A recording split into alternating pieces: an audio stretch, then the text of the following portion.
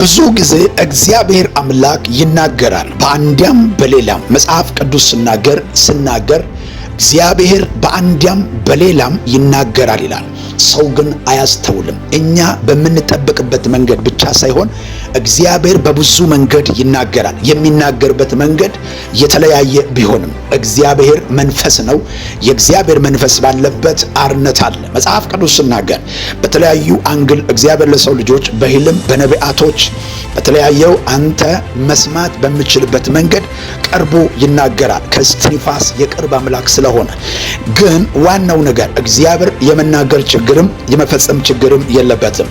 አብዛኛው ጊዜ እግዚአብሔር አምላክ ለብዙ ትውልድ ተናግሮበት ያልተፈጸመ ያልተከናወነ ትውልድ እናገኘዋለን አብዛኛው ጊዜ። ነገር ግን ምንድነው መፍትሄው? ከእግዚአብሔር ቃል መልእክት በልቤ ላይ እግዚአብሔር የነገረኝ አንድ ተስፋው ቃል አለ። ይህ ቃልም ዕንባቆም ምዕራፍ 2 ላይ በምዕራፍ 1 ላይ ዕንባቆም ሲከራከር ነበረ። በምዕራፍ 2 ላይ ዕንባቆም እንደዚህ አለ፣ በመጠበቂያ ላይ እቆማለሁ አለ፣ በአምባ ላይ እወጣል፣ የሚናገረኝ ስለ ክርክሬ የሚመልሰኝ አውቅ ዘንድ ይመለከታል። ከዛ በኋላ አንባቢው ይፍጠን ዘንድ ራእዩን ጻፍ፣ በጽላት ላይ ግለጥ ካለ በኋላ ራእዩ ገና እስከ ተወሰነ ጊዜ ነው፣ ወደ ፍጻሜ ይሾክላል። ራእዩን ወደ ፍጻሜ ይሾክላል፣ አይዘገይም፣ ቢዘገይም በእርግጥ ይመጣል፣ እርሱ አይዋሽም ይላል። እግዚአብሔር አምላክ ይፈጽማል። እግዚአብሔር አምላክ አብዛኛው ጊዜ ለረጅም ጊዜ ተስፋውን ቃል ለጠበቃችሁ ይሄ መልእክት ለእናንተ ነው። እግዚአብሔር እጅ ባፍ ያስጭናችኋል። እግዚአብሔር ተናግሮ ይፈጽማል። እግዚአብሔር ለሳራ ተናግሮ እንደተናገራት በእርጅናው ዘመን ለሳራ አደረገላት ይላል። እግዚአብሔር የሚያደርግ የሚፈጽም አምላክ ነው። ጨለማ የማግደው የዘመን ርዝመት የዓመት መቁጠር እግዚአብሔር የትኛው በምድር ላይ ያለው የሚንቀሳቀስ በአየር የሚንቀሳቀስ የእግዚአብሔርን ሐሳብና ፕሮግራምን ሊያጥፍ አይችልም።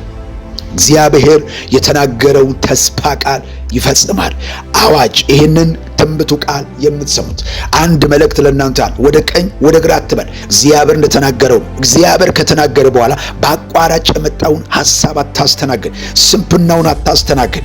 ብዙ ጊዜ ትውልድ ይጠብቅና እግዚአብሔር የተናገረውን ተስፋ ቃል ቦታውን ስፍራውን ጥሎ ሌላ ቦታ ይሸሻል። ስለዚህ ወዳጆቼ ረጅም ጊዜ ጠብቃችሁ ታግሳችሁ ወቅቱ ደርሶ እግዚአብሔር ወደ መጎብኘት ወደ እናንተ ሲመጣ ስፍራው ለቃችሁ እንዳትገኙ ታገሱ።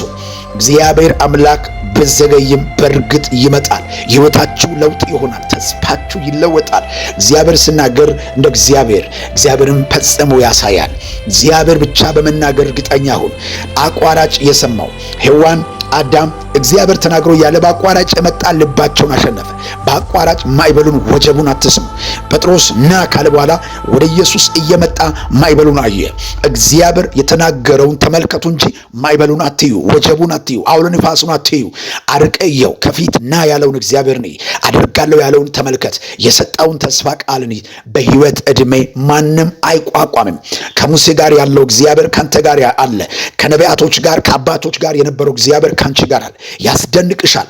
አንገት ከደፋሽበት ቀና የምትይበት የምታመሰግኝ የምትዘምርበት ጊዜ ቅርብ ነው። ስፍራውን አትልቀቅ፣ ቢዘገይም በእርግጥ ይመጣል። በናዝረቱ በጌታ በኢየሱስ ስም የሚያበረታ የእግዚአብሔር መንፈስ የሚያጠነክር ቀጣይነት ያለው ሕልም ጋር የሚያፈጥነው አዲስ ነገር የሚያስደርግ የእግዚአብሔር መንፈስ በላይ ላይ ጠርቸዋል።